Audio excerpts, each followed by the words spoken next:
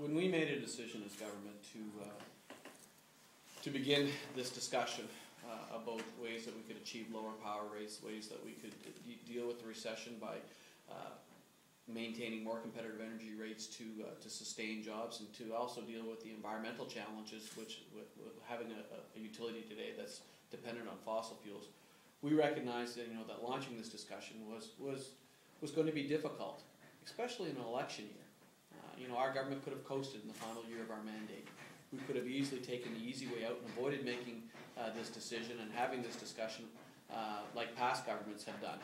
But this opportunity presented itself, and as Premier, it would have been very difficult for me to look myself in the mirror and saying, simply for political gain, we let this opportunity pass us by.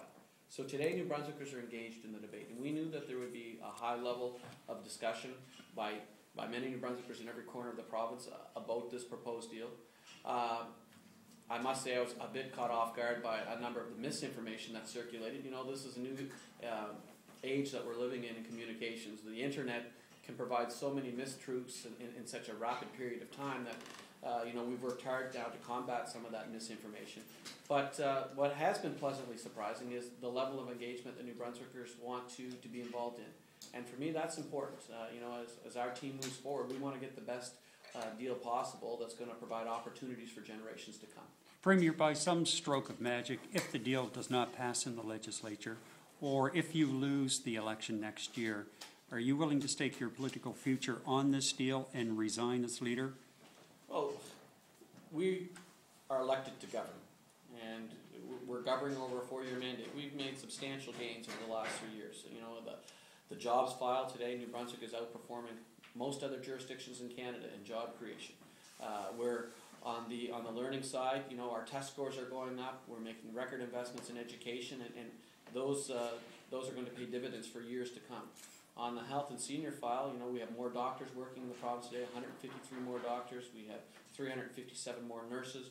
Wait times for surgeries have decreased. We're making record investments in senior home care. So we have a track record that we will be judged on. And as I said, we could have coasted in the final year of our mandate, but we chose to tackle this difficult file because it needed to be addressed. This deal will be finalized by the end of March. I want to be very clear. If we don't get this deal finalized by the end of March, we're going to see continued increase in power rates. We're going to see increased debt being brought forward in the province of New Brunswick by upgrading our existing infrastructure, such as the Mactaquac Dam. We're going to see major challenges on the environmental front. There's going to be increased costs associated with burning fossil fuels, and we have the reality that we could continue to lose jobs in the province of New Brunswick with uncompetitive energy rates. It's a yes or no question, though. Again, as I said, I did answer it. This deal is going to pass in the legislature, and what happens in the fall if your government's defeated? Oh, well, I can't make a determination of what's going to happen in the fall today, but what I can say is we're going to be working very hard to win that election in the fall of 2010.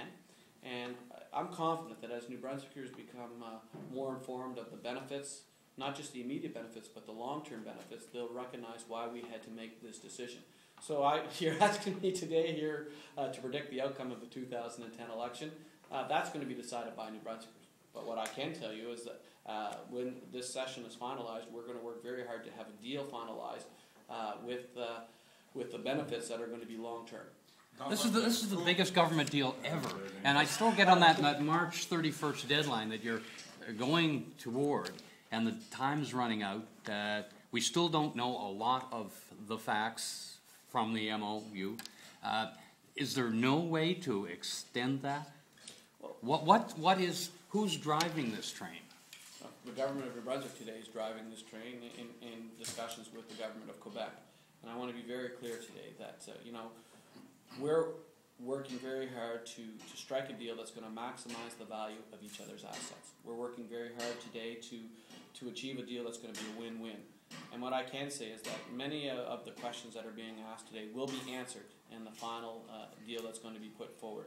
And I think many of the concerns that are being raised are going to be addressed. Now, we're not going to be able to satisfy the demands of every single New Brunswicker, but what I can tell you today is that by taking a balanced approach, by looking to lower rates for every single New Brunswicker, by looking to relieve substantial debt off the backs of future generations of New Brunswickers, by creating a cleaner environment in the province of New Brunswick, at the same time building a more competitive energy rate structure for our businesses that's going to create jobs, and still maintaining our energy sovereignty. That's the balanced approach that we've taken. And ultimately, you know, governments in the past have been blamed for not making decisions. Today, people are criticizing us because we're making decisions. Ultimately, we want to do what's best for the people of New Brunswick. And I want to be very clear. We're not going to coast in the last year of our mandate. It could be easy to say, let's avoid making this decision as past governments have done for over the past decade. That's meant that power rates have gone up by 27% in the last 5 years. Is that acceptable today for New Brunswickers? That's a question that needs to be answered. Is that acceptable that we see another 25% increase over the next 5 years? I think not, as Premier. We're hearing New Brunswickers loud and clear that they're being challenged with the increased cost of energy. That's why we have to make these decisions today.